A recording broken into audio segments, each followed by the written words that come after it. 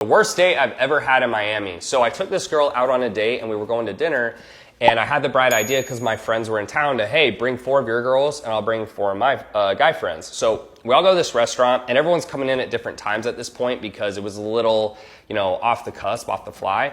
And so as we're getting to the end of dinner, I'm trying to leave in a hurry and I say, hey, just throw, her friend's stuff on my tab. Trying to be nice, not thinking I needed to, I was trying to be a good guy. At least, that's my side of the story.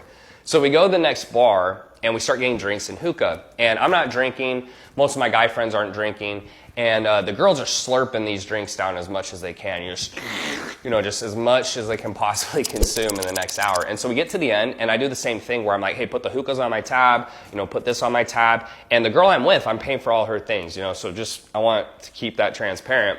But there's a couple drinks left that her friends had. And I said, hey, they can pay for that. So I'm thinking I'm doing nothing wrong, and she starts to blow up. And she just looks at all of us and says, I cannot believe you guys would not pay for my friend's drinks. You're showing chivalrous. And I'm thinking she's talking to my friends. I was like, yeah, if they're talking to him and flirting, they could probably be nice and pay for him.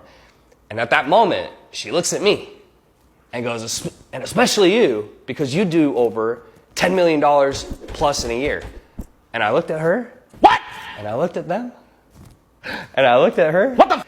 And I remember getting up and I just left. And it was crazy because at that point in the night, I'd spent probably $1,200 plus on most of the stuff, paying for everyone. And in Miami, there's just this expectation in some of the cultures or the girls that if their friends come out, you pay for all of them. And I've never grown up that way. I came from Houston.